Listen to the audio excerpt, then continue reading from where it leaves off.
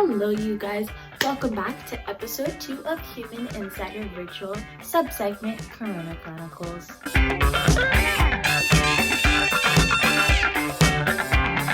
I really hope that you guys liked that intro. I've been working very hard on how I want this to be formatted. It's probably going to change every time, but enjoy.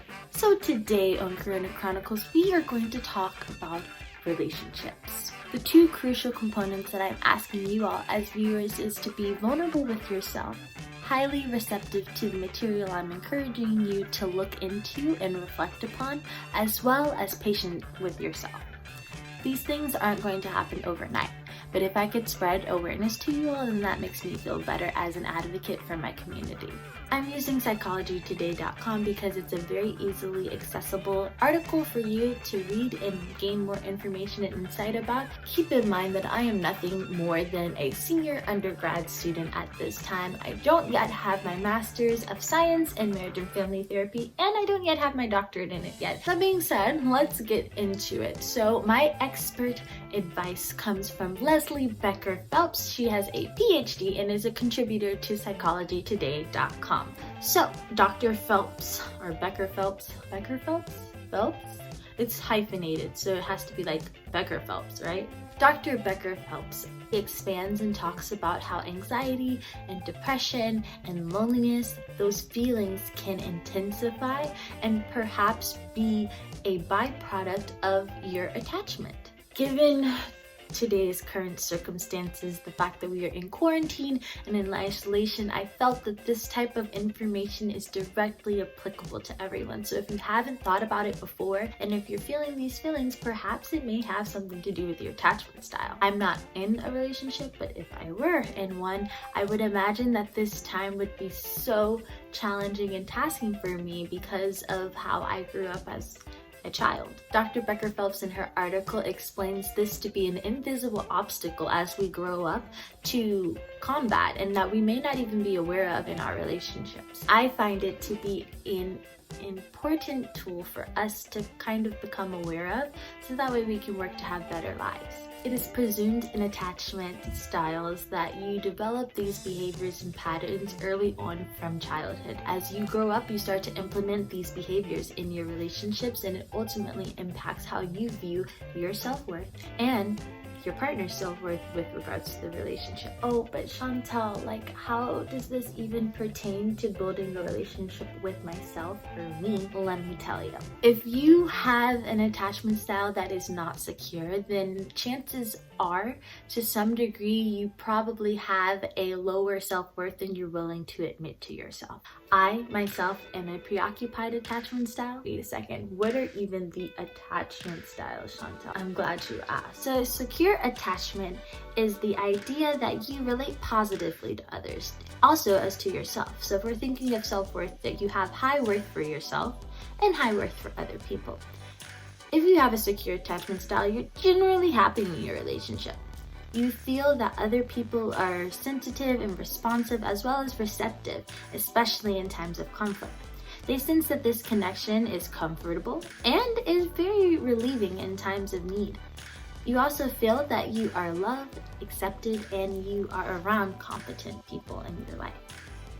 If you have a preoccupied attachment style, peep that this is the one that I said that I had before we got into this whole educational tangent, then you tend to worry about what others think of you and you don't really think about your thoughts and feelings along the way. This style of attachment probably has you more preoccupied to the other person, and there's a powerful need to be close to other people. So much so that you might come off as clingy. This attachment style requires that they need a lot of validation and improvement from other people. And according to Dr. Becker-Phelps in this article, that they're a little bit concerned that other people don't value them. So they doubt their own worth in their relationships. And they worry a lot about their relationships. Back to me, because this is what this is about.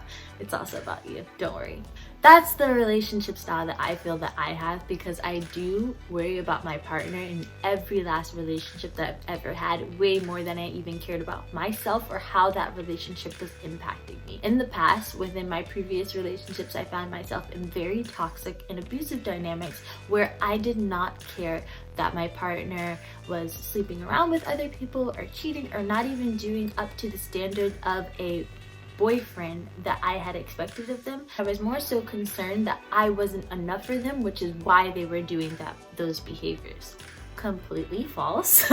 I definitely deserve better, but I realized that that's my attachment style, and it probably came from some degree of having a mixture of neglect and abandonment in my childhood. So back to the education aspect of this video. To have a dismissive attachment style means that you have the need for connection to be wired in people. However, it's kind of a denial process. You see yourself as an independent, self-sufficient person, and you kind of minimize the importance of a relationship or the other person, perhaps. To keep your relationships unimportant, you tend to suppress your feelings, and there's a lack of vulnerability. You also think that they might think lower of themselves, and when faced with rejection, you cope with it by just, maintaining a distance. Does that sound like you? Because I've definitely dated some dismissive types. If that's you, come on now. And finally, a fearful attachment style. Some people with this style, or most if not all actually, tend to think of yourselves as flawed, incredibly dependent on other people, and straight up just helpless. If you don't think that you have any kind of worth or love or care from other people, as a result you don't trust anyone positively, and you expect to get hurt every time you involve yourself in a romantic or friendship relationship. So even though you want to be close to people in the fearful attachment style, you also fear that with all of your might. Understandably so, but often you tend to avoid intimacy and you suppress your feelings and develop a lack of vulnerability. So now that we've gone over the 4 attachment styles, and I've been very vulnerable expressing that I'm a preoccupied attachment style, I encourage you to think which one of the 4 are you. Are you secure? Are you preoccupied? Are you dismissive? Or are you fearful? Keep in mind that some articles, when you do more research about this, kind of call this a disorder. And I highly detest that word. I do not agree with it whatsoever, because a disorder kind of creates the implication that something is wrong with you. And you had no choice in this. Keep in mind that all of this developed from how we were developed as children in childhood from our parents. So their shit became your shit, which will eventually become your children's shit. So it's perfectly okay to be honest with yourself in this regard and do the work to become a secure attachment style. In doing so, you'll be able to think about yourself, you'll be able to think about your partner, and create more meaningful relationships. Oh, but Chantel, what does this have to do with building a relationship with yourself? I'm so happy that you asked. The best way to build a relationship with yourself is by having mindfulness and awareness of who you are as a person. By the time I realized that I was a preoccupied attachment style and this was how I was going to be coping with all of my relationships, or being afraid that they were going to leave me because I had low worth for myself, it kind of created this dissonance, because there is a piece of me that actually does have a lot of self-worth and confidence in other areas of my life. So why is it only in relationships that I feel less than or less worthy than?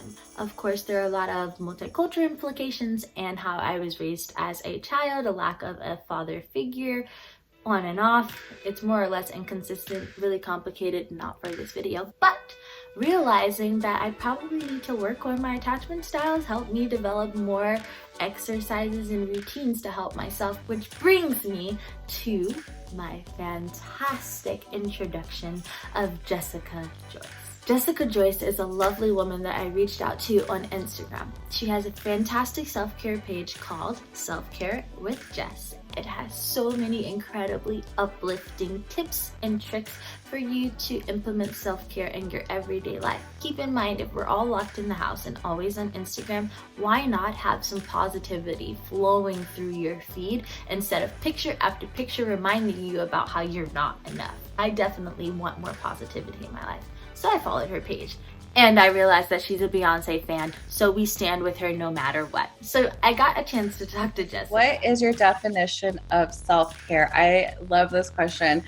Self-care is putting yourself first in every single thing that you do taking a step back and understanding what is it right now that I need, whether it's just a simple breathing exercise, whether it's putting my phone away, whether it's, oh, I need to respond to a text message. What is it that I need in this moment? And I really encourage you all to watch my next video, which highlights all of the wonderful things that I learned from Jessica in talking with her for that fantastic hour.